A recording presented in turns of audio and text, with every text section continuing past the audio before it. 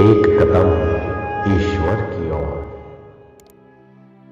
उपशम प्रकरण चौथा सर्ग। राजा दशरथ जी का श्री वशिष्ठ जी के वाक्यों की प्रशंसा करना तथा श्री वशिष्ठ जी के वचन से श्री रामचंद्र जी द्वारा चिंतित पदार्थों का अनुवाद।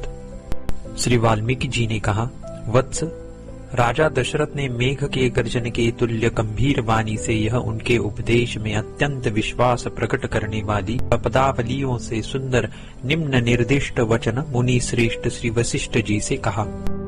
भगवन, कल के उपदेश कथावली से उत्पन्न हुए तथा तपस्या के क्लेश से भी बड़े चढ़े श्रम से आप मुक्त हो गए हैं। श्रोताओं को आनंद देने वाला जो विशद वचन समूह आपने कल कहा था, अमृत की वर्षा के तुल्य उसी वचन समूह से हम लोग आश्वासित हुए हैं।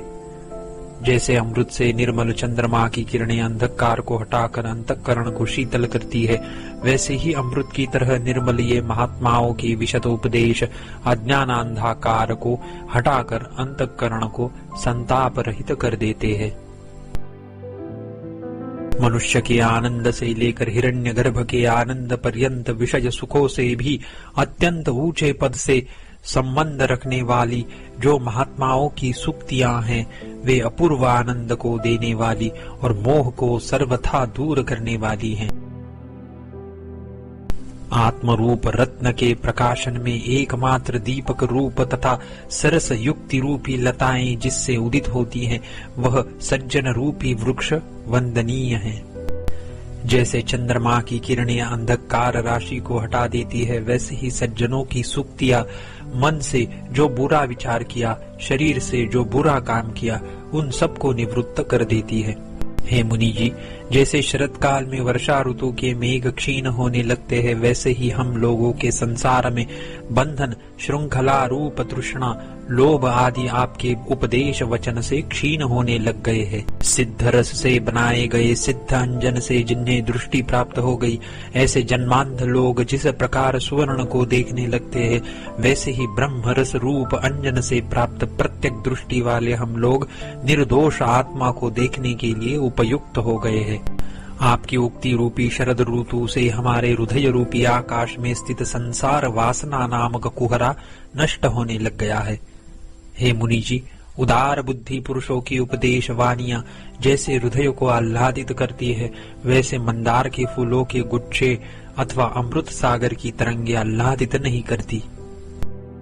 हे रघुवर, जो दिन महापुरुषों की पूजा से व्यतीत होता है, वही दिन प्रकाश युक्त है, शेष दिन अंधकार से आवृत्त है। हे कमल के समान विशाल नेत्र वाले श्री रामचंद्र जी, प्रस्तुत अविनाशी तत्व को प्रसन्नता में स्थित मुनि से पूछो। राजा के यो कहने पर श्री रामचंद्र जी के सामने बैठे हुए उदार बुद्धि भगवान श्री वशिष्ठ मुनि जी ने यो कहना आरंभ किया। श्री वशिष्ठ जी ने कहा, हे श्री रामचंद्र जी, हे अपने रघुकुल के एकमात्र प्रकाशक चंद्र, हे महामते, जो मैंने पूर्वापर विचारित वाक्यार्थ कहा था, क्या उसका आपको स्मरण है? क्या आप मन के समान माया से जगत के वश में स्थित ब्रह्म रूप, निष्प्रपंच ब्रह्म रूप, स्थूल सूक्ष्म सदा उदित परमात्मा के रूप का जो हमने कहा था स्मरण करते हो, अथवा अपनी बुद्धि से दृश्य से अतिरिक्त उसे जानते हो? हे सज्जन शिरोमणि, हे साधुवादों के एकमात्र भाजन, सर्वशक्ति संपन्न ब्रह्म से ही जैसे यह विश्व उदित हुआ है, उसका क्या आप स्मरण करते हैं? हे सन्मते, फैले हुए अविद्या के रूप का जो काल के बल से नष्ट होने वाला, संख्या से अनंत और देश कालादि से अंत वाला है, क्या आप स्मरण करते हैं? चित्त ही नर है, चित्त से अतिरिक्त नर नहीं है, ऐसा जो मैंने कहा था, उसका लक्षण आदि के विचार द्वारा क्या आप भली भांति स्मरण करते हैं? हे श्री रामचंद्र जी, क्या आपने कल के श्रवण के विषयभूत वाक्यार्थ को मनन द्वारा परिष्कृत किया और रात्रि में उसे हृदय में स्थापित किया? हे श्री रामचंद्र जी, बार बार विचारा हुआ मनन द्वारा हृदय में स्थापित तत्व चिंतन मोक्ष रूप प्रयोजन को देता है, किंतु जिस नराधम ने उपदिष्ट पदार्थ की धारणा अनादर से नष्ट भ्रष्ट कर दी, उसे मोक्ष रूप फल नहीं होता। हे श्री रामचंद्र जी, जैसे विशाल वक्षस्थल वाला पुरुष कंठ में जाति शुद्धि से शोभित होने वाले सुंदर मोतियों का भाजन होता है, वैसे ही विवेक युक्त चित्त वाले आप विचारित शुद्धि से शोभित होने वाले उपदेश वचनों के भाजन हैं। श्री वाल्मीकि जी ने कहा, ब्रह्मा जी के पुत्र महातेजस्वी श्री वशिष्ठ जी के इस प्रकार श्री रामचंद्र जी को कहने के लिए अवसर देने पर श्री रामचंद्र जी ने निम्नलिखित वाक्य कहा। श्री रामचंद्र जी ने कहा, हे भगवन, हे सब धर्मों के ज्ञाता, आपके ही प्रभाव का यह विस्तार है जो कि मैं परम उदार होकर आपके वचन को समझ सका। जैसे आप आदेश देते हैं वैसे ही वह सब मैंने किया, उससे विपरीत नहीं किया है। रात्रि में निद्रा का त्याग करके मैंने हृदय में वाक्यार्थ का चिंतन किया। हे प्रभु, उपदेश योग्य अर्थ के प्रकाशन में सूर्य रूप आपने संसार रूप अंधकार के विनाश के लिए जड़ता रूप शीत को हटाने से सुख देने वाला वाणी रूपी किरणों का समूह कल फैलाया था। हे उदार चरित, मनोहर, पुण्यमय और क्रमयुक्त वह सारा का सारा अतीत उपदेश सिलसिलेवार गुंथे हुए मनोहर और पवित्र रत्नों के समान मैंने अपने हृदय में स्थापित किया। भगवन, आपका शासन हितकारी, मनोहर, पुण्य और आनंद का साधन है। अतएव किन देवयोनि विशेष सिद्धों द्वारा अथवा स्वतः सिद्ध सनकादि द्वारा या योग मंत्र आदि से सिद्ध पुरुषों द्वारा सिर से धारण नहीं किया जाता। संसार रूपी कुहरे के आवरण का निवारण कर रहे हम लोग आपके प्रसाद से वर्षा ऋतु के अंत में दिवसों के समान प्रसन्न हो गए हैं।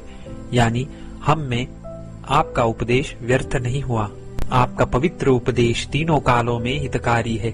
श्रवण के समय वह मधुर है, मनन और निधिध्यासन के समय अंतर्मुखता से होने वाले श्रम आदि के संपत्ति सुख को बढ़ाने वाला है, एवं उसका उत्तर काल मोक्ष रूप उत्तम फल से युक्त है। विकसित, सफेद, अम्लान एवं पुण्य, पाप और उनके फलों को एकमात्र आनंद रूप बना देने वाला आपका उपदेश रूपी कल्प वृक्ष पुष्प हम लोगों को कल्याणकारी फल देने वाला हो।